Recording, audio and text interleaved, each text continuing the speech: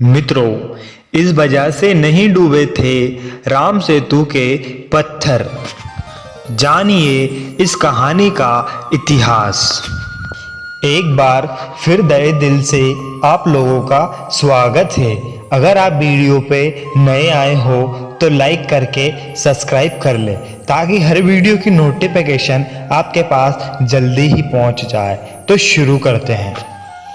मित्रों, इस पुल को बनाने के लिए जिन पत्थरों का इस्तेमाल किया गया था, वह पत्थर पानी में फेंकने के बाद समुद्र में नहीं डूबते। राम सेतु, जिसे अंतरराष्ट्रीय स्तर पर एडीमिस ब्रिज के नाम से जाना जाता है, हिंदू धार्मिक ग्रंथ रामायण के अनुसार यह एक ऐसा पुल है जिसे भगवान विष्णु के 7वें हिंदू धर्म में विष्णु के अवतार श्री राम की वानर सेना द्वारा भारत के दक्षिणीय भाग रामेश्वरम पर बनाया गया था, जिसका दूसरा किनारा वास्तव में श्रीलंका के मन्नर तक जाकर जुड़ा था। धार्मिक मान्यताओं के अनुसार जब असुर सम्राट रावण माता सीता को हरण कर उन्हें अपने साथ लंका ले गया था, तब श्री राम ने वानरों की सहायता से समुद्र के बीचों बीच एक पुल का निर्माण किया था।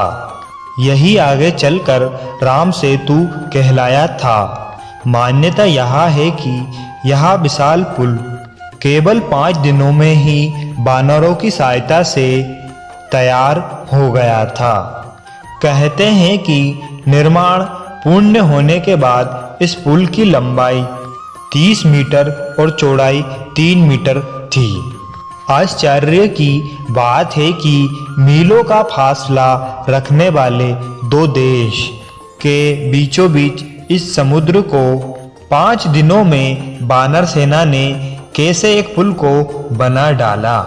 रामायण ग्रंथों के अनुसार जब लंकापति रावण श्री राम की पत्नी सीता का हरण कर के उन्हें लंका ले गया था, तब भगवान श्री राम ने अपनी पत्नी की खोज आरंभ की थी। जटायु से उन्हें यह पता लगा कि उनकी पत्नी को एक ऐसा राजा ले गया जो मीलों दूर एक बड़े समुद्र को पार कर दूसरे छोर पर लंका में रहता है। तब श्री राम ने फैसला किया कि वे स्वयं अपनी सेना के साथ लंका जाकर ही सबको रावण की कैद से छुड़ाएंगे। लेकिन यह सब कैसे होगा, यह बड़ा सवाल था, क्योंकि निश्चय तो था लेकिन रास्ते में था एक विशाल समुद्र जिसे पार करने का कोई जरिया हासिल नहीं हो रहा है। अपनी मुश्किल का हल निकालने के लिए श्री राम द्वारा समुद्र देवता की पूजा आरंभ की गई, लेकिन कई दिनों के बाद भी समुद्र देवता प्रकट नहीं हुए। तब क्रोध में आकर श्री राम ने समुद्र को सुखा देने के उद्देश्य से अपना धनुष बाण उठा लिया। उनके इस कदम से समुद्र के प्राण सूखने लगे। तभी भयभीत होकर समुद्र देवता प्रकट हुए और बोले, श्री राम, आप अपनी वानर सेना की मदद से मेरे ऊपर पत्थर का एक पुल बनाएं। मैं इन सभी पत्थरों का वजन संभाल लूंगा। आपकी सेना में नल एवं नील नामक 2 वानर है जो सर्वश्रेष्ठ है। नल जो कि भगवान विश्वकर्मा के पुत्र हैं, उन्हें अपने पिता द्वारा वरदान हासिल है।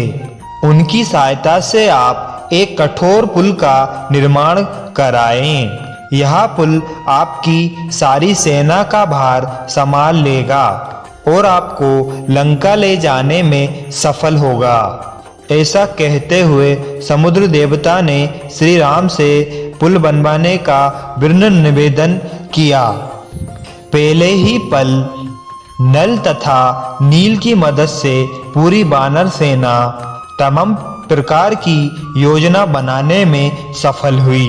अंत में योजनाओं का चुनाव करते हुए पुल बनाने का सामान एकत्रित किया गया। पूरी वानर सेना आसपास से पत्थर, पेड़ के तने, मोटी शाखाएं एवं बड़े पत्ते झाड़ लाने में सफल हुई।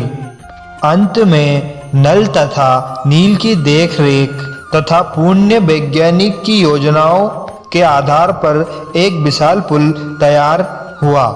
वैज्ञानिकों का मानना है कि नल तथा नील शायद जानते थे कि कौन सा पत्थर किस प्रकार रखने से पानी में डूबेगा नहीं तथा दूसरे पत्थरों का सहारा बनेगा।